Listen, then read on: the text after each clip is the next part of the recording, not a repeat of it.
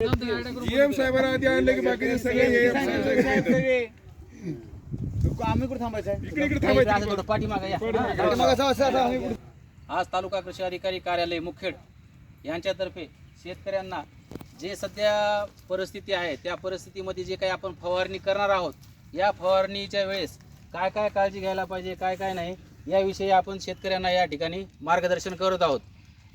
या ठिकाणी जे काही शेतकरी आहेत त्यांना हे आपण पोशाख पाहत आहात तर फवारणी वेळेस कोणत्या कोणत्या वस्तूची आवश्यकता राहील व काय काय आपण यूज कोणकोणते केले पाहिजे त्याविषयी एक मी थोडक्यामध्ये थोडं 2 शब्दामध्ये मी माहिती सांगणार आहे. सर्वप्रथम शेतकऱ्यांना जे काही आपण फवारणी करणार आहोत सध्या सोयाबीन असेल तूर असेल मूग असेल कापूस असेल या पिकाविषयी जे आपण फवारणी करताना काय काय काळजी घ्यायला पाहिजे त्याविषयी आपण थोडक्यामध्ये बोलू. सर्वप्रथम जे काही आपण फवारणी करत आहोत तर आपल्या डोक्यावरती जे काही आपण हे ॲप्रॉन वरी हे घातलेलं आहे टोप या प्रकारचं कोणतेही शेतकऱ्यांनी फवारणी करते वेळेस केसावरती काय ना काहीतरी झाकले पाहिजे. त्यामुळे काय होईल की बा शेतकऱ्यांना जे आपण फवारणी करता वेळेस जे काही फवारणीचे जे काही कण वगैरे उडून अंगावरती येऊ शकतात व ते केसाद्वारे समजा आपल्या शरीरामध्ये पण जाऊ शकतात याविषयी पण आपण काळजी घेतली पाहिजे. त्याच दृष्टीने जे फवारणी करताना फवारणीचा पंप वगैरे असतो तर उलट्या दिशेने म्हणा किंवा वारं जर जास्त सुटलं तर आपल्या फवारणीच्या द्वारे समजा जे काही कीटकनाशक आहे ते आपल्या डोळ्यामध्ये जाण्याची दाट शक्यता असते. त्यामुळे आपण हा गॉगल सुद्धा आपण त्या ठिकाणी वापरला पाहिजे. त्यासोबतच आपण जे काही आपण मास्कचा उपयोग जर केला तर आपल्या नाकाद्वारे सुद्धा जे काही फवारणीचे कण वगैरे जातात ते पण या ठिकाणी आपल्याला उपयोग होऊ शकतो. सोबतच हे जे काही आपण ॲप्रॉन वगैरे घातलेलं आहे तर याद्वारे जे काही फवारणी करताना जे आपल्या अंगावरती पण काही फवारणीचे सूक्ष्म कण जे आपल्या अंगावरती येतील ते पण या ठिकाणी आपल्याला प्रतिरोधक होऊ शकतं.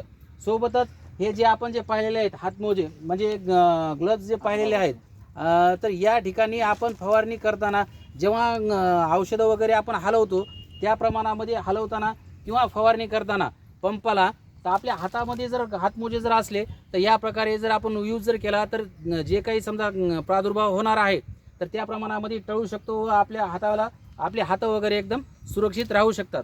थोडक्यात सांगायचं म्हणलं तर ही छोटी एक 250 रुपयाची किट आहे पण आपल्या आयुष्यामध्ये जे काही धोका होणार आहे तर फवारणी करताना हा धोका 100% या ठिकाणी टळू शकतो. या ठिकाणी असं मी शेतकरी बांधवांना आवाहन करणार आहे की आपण या ठिकाणी 4-4 हजार रुपयाचे आपण फवारणीचे औषधं उपलब्ध करून घेऊन शेतामध्ये फवारता पण हे 200 ते 250 रुपयाची जी किट आहे तर या प्रकारची जर तुम्ही किट जर वापरून जर फवारणी केली तर कोणताही धोका होणार नाही आणि शरीराची पूर्णतः सुरक्षा आपण काळजी व्यवस्थित घेऊ शकतो.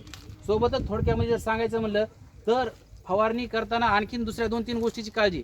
जेव्हा आपण औषध आणताल दुकानामधून ते औषध कोणत्याही लहान मुलाच्या हातामध्ये वगैरे न लावता आपल्या घरातील वरची कोणतीही बाजू जे लहान मुलांचं हात पोहोचणार नाही या ठिकाणी ते औषध ठेवणं आवश्यक आहे. सोबतच जे आपण समजा शेतामध्ये जे औषध आणून काढून जे आपण जे फवारणी करणार आहोत तर ते औषध फवारताना ते जे झालेले औषधाचे जे डब्बे जे आहेत ते एखादी व्यवस्थित जमिनीमध्ये पुरून तुम्ही व्यवस्थित ते गाडून टाकणं आवश्यक आहे. सोबतच जेव्हा आपण फवारणी करणार आहोत त्यावेळेस आपण कोणत्याही प्रकारचं धूम्रपान करणार नाहीत याची सुद्धा आपण व्यवस्थित सर्व शेतकऱ्यांनी काळजी घेतली पाहिजे.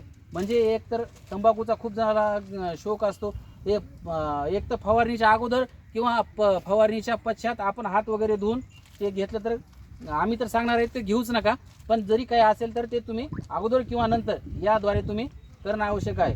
पायामध्ये बुटंसुद्धा असणं आवश्यक आहे. या प्रकारचं सर्वजण आपण व्यवस्थित काळजी जर घेतलात तर एक तर तुमचं पण आरोग्य सुरक्षित राहील. जरी मी आणखीन शेतकरी बांधवांना अशी विनंती करतो की मालकांनी जरी गड्यांना फवारणीसाठी दिले असले तरी त्या फवारणी किट ही गड्याला पण परिधान करून त्या ठिकाणी आपण कार्यक्रम करावा.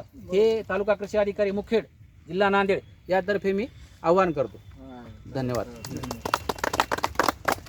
तर तुम्ही आहे का नाही कसं आहे माहिती आहे का थोडक्यामध्ये रसायनाचं प्रमाण एक लक्षात ठेवा. रसायनाचं प्रमाण जेवढं सांगितलेलं आहे तेवढंच वापरा कारण हे विष बाधकाचं तीव्रतेचं प्रमाण त्या मॉलिक्यूलनुसार म्हणजे औषधानुसार वेगवेगळं आहे. जर 35 ml सांगितलं असेल तर 35 mlच वापरायचं. ते बनानं 40 किंवा 50 असं वापरायचं नाही. हे कमी जास्त करू नका. ते पिवळ्या मोज्यात एक सांगितलं असतं तिथं ते केलं